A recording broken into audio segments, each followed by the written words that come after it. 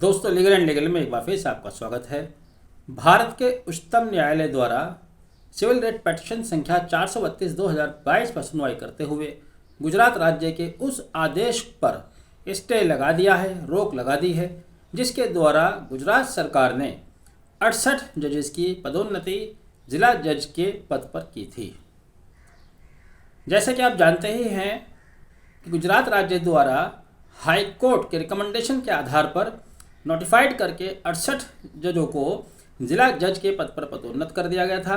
लेकिन supreme court ने इस पदोन्नति पर और इस नोटिफिकेशन में जो आपत्ति जताई है, उसका कारण यह है कि इस पदोन्नति को लेकर पहले ही सुप्रीम कोर्ट के समक्ष यह रिट पिटीशन दाखिल कर दी गई थी, जिस पर सुप्रीम कोर्ट द्वारा गुजरात राज्य को नोटिस जारी किया गया था।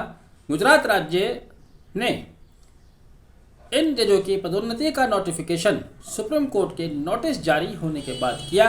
इस बात को लेकर सुप्रीम कोर्ट बहुत ज़्यादा नाराज़ है और उसने गुजरात राज्य से कहा है कि ऐसी जल्दबाजी की क्या ज़रूरत थी। आपके द्वारा की गई है जल्दबाजी कुछ और नहीं, केवल और केवल न्यायालय को ओवररीच करने का एक प्रयास दिखाई देता है, जिसे पिटीशनर का यह भी कहना था कि गुजरात राज्य द्वारा जारी किया गया नोटिफिकेशन तथा जजों की नियुक्ति गुजरात हाई कोर्ट के नोटिफिकेशन नियुक्ति की प्रक्रिया में अपनाए जाने वाले नियमों का उल्लंघन है।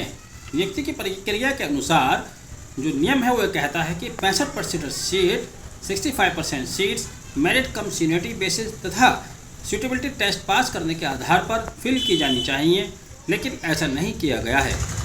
साथ ही सुप्रीम कोर्ट ने यह भी कहा कि यह चयन 2022 में हुआ था, तो इसलिए इस पर इतनी तेज़ी से नोटिफिकेशन जारी करने की क्या जल्दी थी।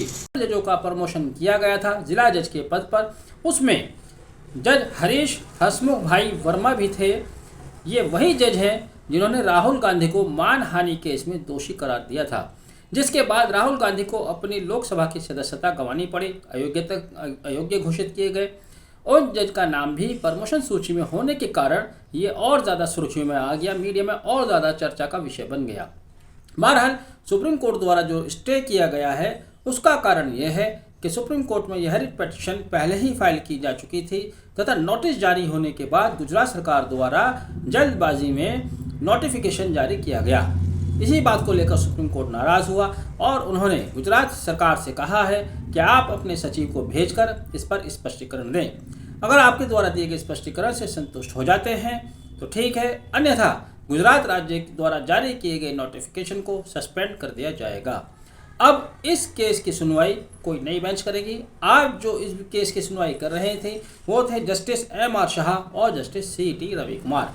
यहाँ पर बेंच बदलने का कारण यह है कि इन समर वैकेशन से पहले ही 15 मई को जस्टिस M.R. शाह रिटायर हो रहे हैं। अब जाहिर है डिवीज़न बेंच में से जब एक जज चले जाएंगे तो दूसरी बेंच बनाना लाजमी हो जाएगा, तो इसलिए अब इस केस की सुनवाई कोई अन्य बेंच करेगी।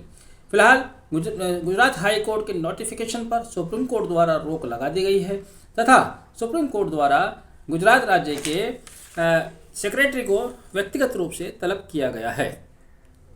अब ये चीज़ें इस तरह से जो सामने आती हैं, सीधे सीधे सरकार और न्यायपालिका के बीच एक टकराव दिखाई देता है। यही सुप्रीम कोर्ट ने अपने आदेश में कहा भी है कि एग्जीक्यूटिव द्वारा न्यायपालिका को ओवररीच करने की कोशिश की जा रही है, लेकिन ये टकराव की स्थिति किसी भी स्थिति में किसी भी राज्य के लिए, किसी भी डेमोक्रेटिक सिस्टम के लिए स्वास्थ्यवर्धक नहीं हो सकती है। न्यायिक व्यवस्था तथा राज्यों के बीच एक सामंजस्य स्थापित होना चाहिए, होता है, लेकिन जिस तरह से यहाँ कहीं पे कोई कन्फ्यूजन पैदा हुआ है या राज्य सरकार द्वारा जानबूझकर जल्दबाजी में ये कदम उठाया गया है, इनसे इन रिश्तों में कड़वाहट पैदा होती है और राज्य तथा न्यायपालिका के बीच में एक डिस्टेंस दिखाई देता है, जो कि किसी भी सूरत में अच्छा नहीं कहा जा सकता। बहरहाल अब देखना है इसमें क्या होगा। फिलहाल गुजरात सरकार के नोटिफिकेशन पर हाई कोर्ट गुजरात के रिकमेंडेशन पर सुप्रीम कोर्ट द्वारा स्टे कर दिया गया है। बहरहाल आपने वीडियो आखिर तक देखा। Thank you, have a nice day.